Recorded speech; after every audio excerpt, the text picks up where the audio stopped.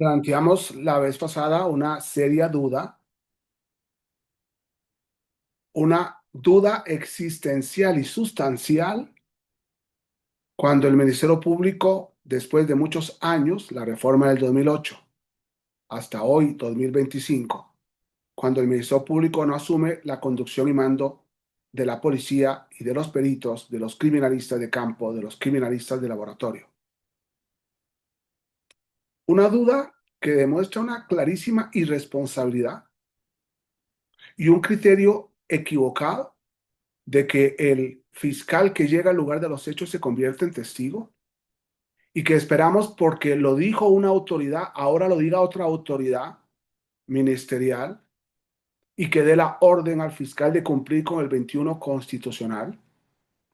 Pero es muy importante darnos cuenta de que los errores son muchos y que como que no hay una tendencia a corregirlos, sino a repetirlos y a ponernos de acuerdo entre las 32 fiscalías para cómo hacer las cosas mal en vez de ponernos de acuerdo en cómo hacer las cosas bien.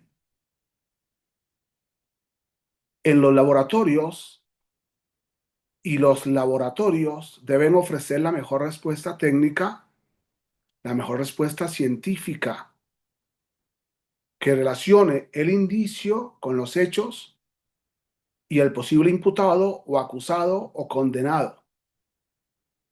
Por eso el estándar no es solo para la sentencia. Cuando se habla de estándar probatorio, no es solo para la sentencia. Hay estándar probatorio para la detención en fragancia, hay estándar probatorio para puesta a disposición, hay estándar probatorio para el acuerdo de retención que debe ordenar el Ministerio Público para mantener detenido por 48 largas y eternas horas a un sujeto.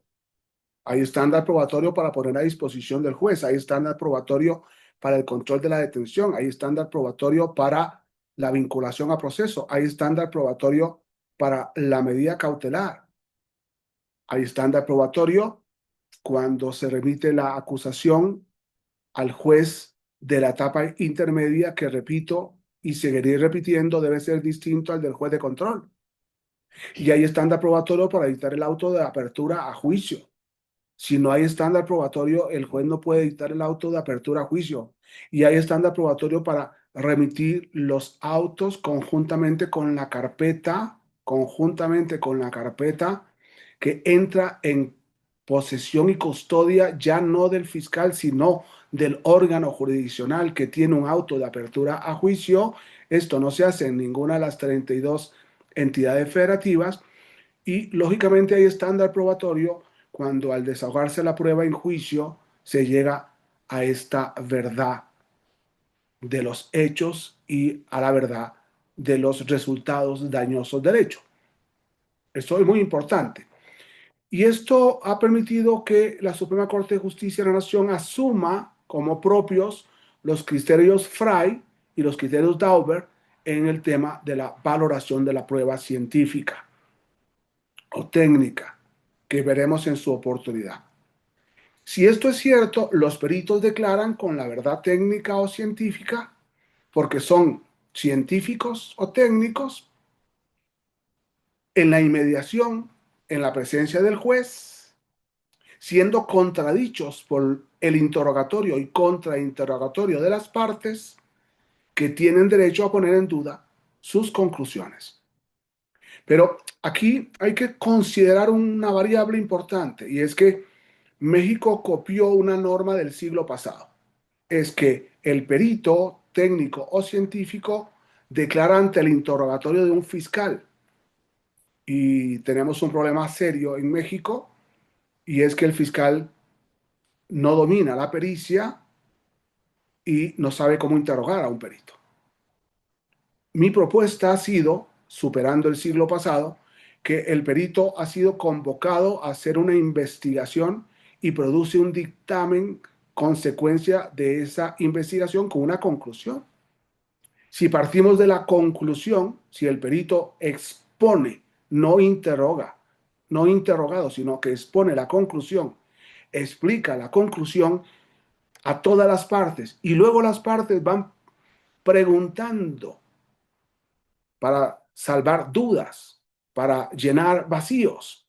Entonces ya es una exposición de un experto que van escuchando las partes, porque además ese dictamen se conoció en la etapa de investigación, en la etapa intermedia, y por tanto tiene que ser contradicha por el interrogatorio contra interrogatorio después de que el perito ha hecho la exposición de sus conclusiones y por qué llegó a esas conclusiones y socapa de qué llegó a esas conclusiones y bajo qué criterios técnicos o científicos llegó a esas conclusiones. Los abogados tenemos que tener la sencillez de entender que no somos peritos. Los abogados tenemos que entender que el perito está ahí convocado para darnos una respuesta. Y lógicamente el perito nos va a dar una conclusión, porque el perito después de una larga investigación nos va a dar una conclusión. Y luego nos va a decir cómo llegó a esa conclusión. Y entonces el juez o los jueces, el defensor, el imputado mismo, el asesor jurídico, la víctima y el público que exista, va a escuchar al perito y se va a cerciorar de que lo que está diciendo es cierto. Posiblemente no haya preguntas.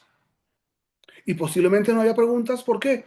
Porque como hemos dicho tiempos atrás, si el caso estaba aprobado desde la carpeta de investigación y se abre el juicio abreviado, ¿por qué estamos en juicio? Para cuestionar lo que no había que cuestionar.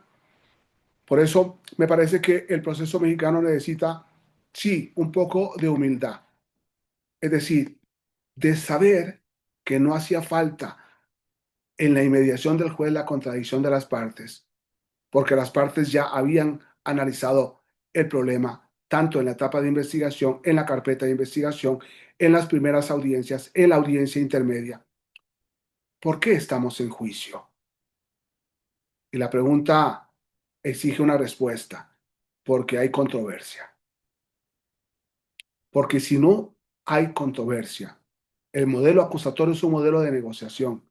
Si no hay controversia, si el defensor no tiene nada que contradecir, si el asesor jurídico no tiene nada que contradecir, si el fiscal no tiene nada que contradecir, ¿por qué estamos en juicio?